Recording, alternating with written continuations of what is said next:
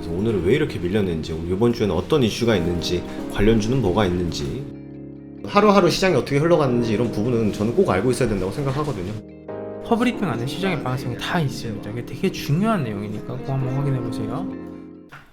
안녕하세요, 반갑습니다. 허브경제TV의 한상욱입니다. 오늘 같이 한번 살펴볼 종목은 LG 디스플레이입니다. 같이 한번 보도록 할게요.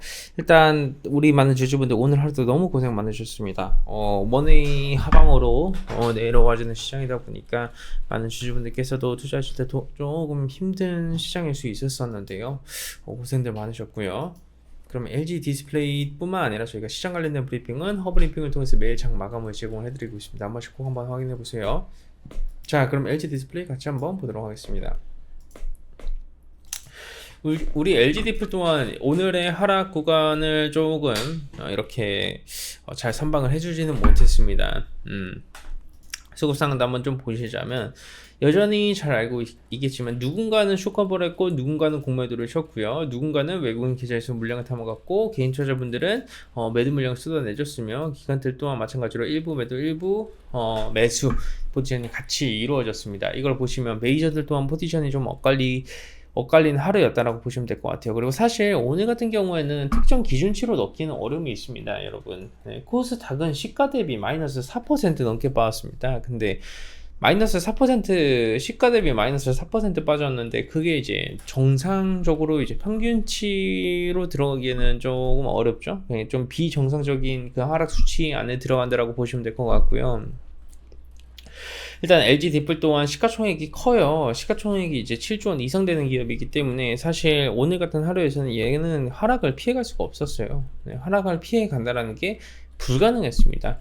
시초가에는 뭐 LG 이노텍뿐만 아니라 전체적으로 LG 디스플레이 또한 좋은 모습을 보여줬습니다. 근데 시초가의 움직임을 보여준 이후에는 주구장창 내려와줬죠. 그뿐만 아니라 메이저들이 대놓고 팔아먹다 보니까 이 공매도 또한 같이 붙는 모습이었어요. LG 디스플레이는 역사적으로 이 공매도로 몸살을 앓고 있는 기업 중 하나가 사실 LG 디스플레이입니다. 그래서 오늘 같은 하루에는 좀 어쩔 수 없는 하루라고 한번 이해를 해주시면 될 것 같고요.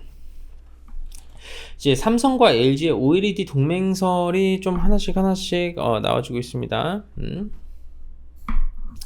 삼성 디스플레이가 30일날 QD OLED 양산을 좀 시작을 하고 CES에서 2022년 뭐 OLED TV를 첫 번째로 이제 선보이겠다라는 키워드가 나와주고 있고, 삼성과 LG 디스플레이 OLED 패널 공급 계약설 또한 같이 한번 대점화가 되어가고 있습니다. 동맹설이 지금 지속적으로 예전에도 사실 나와줬었죠. 예전에도 나와줬었는데 이게 근래 들어서 한 번 더 좀 찌라시가 좀 돌고 있다라고 보여주고 있어요.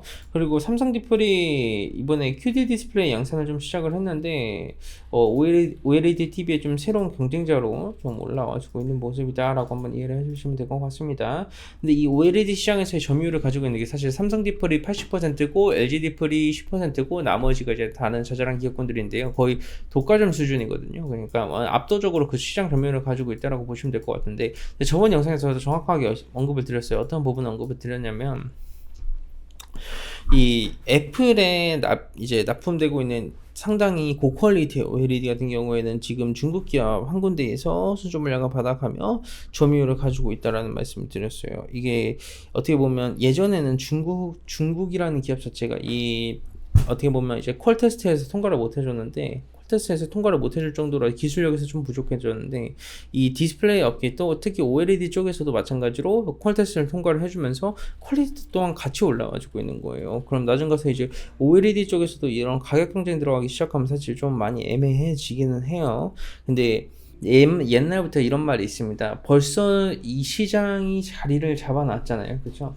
시장에서 자리를 잡아놨는데 시장에서의 그 점유율을 또 뺏어 와가지고 거기에서 가시적인 퍼포먼스를 낸다라는 것은 이 바늘구멍을 통과하는 것과 다를 바 없을 정도로 난이도가 높다라고 보시면 될 것 같아요. 근데 이제 그런 상황이 지금 현재로서는 발생이 되고 있다라고 한번 보시면 될 것 같고요.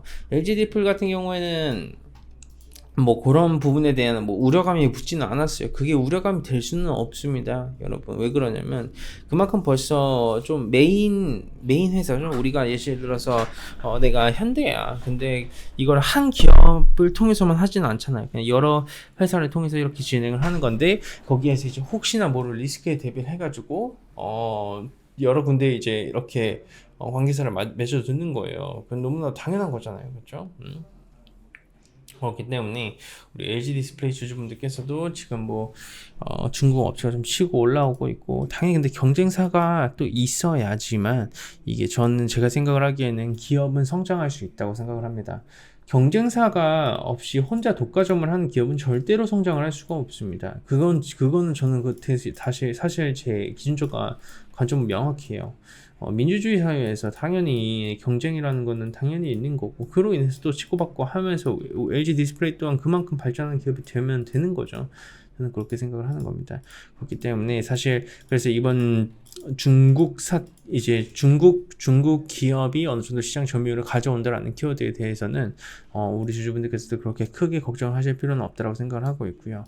어차피 LG 디플은 갈 길 알아서 잘 갑니다. 네, 너무 걱정하지 않으셔도 될 것 같아요. 우리가 걱정해야 될 거는, 그래서 도대체 시장은 언제 하락을 멈추냐, 이게 좀 중요한 포인트이지 않을까 해요. 네. 왜냐면 그게 사실 제일 중요한 포인트죠.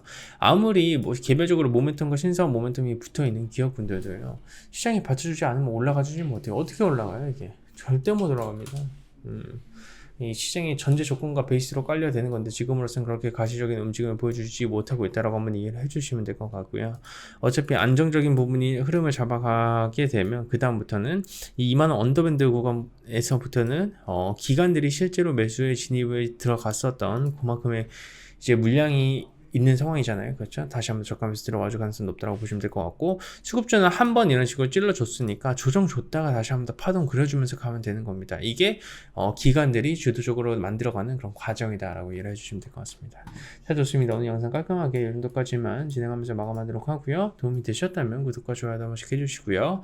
저희 화분제 TV도 꼭 한 번씩 좀 놀러 와주세요. 저희가 이벤트는 마감됐으니까 이벤트 말씀드리지 않도록 하겠습니다.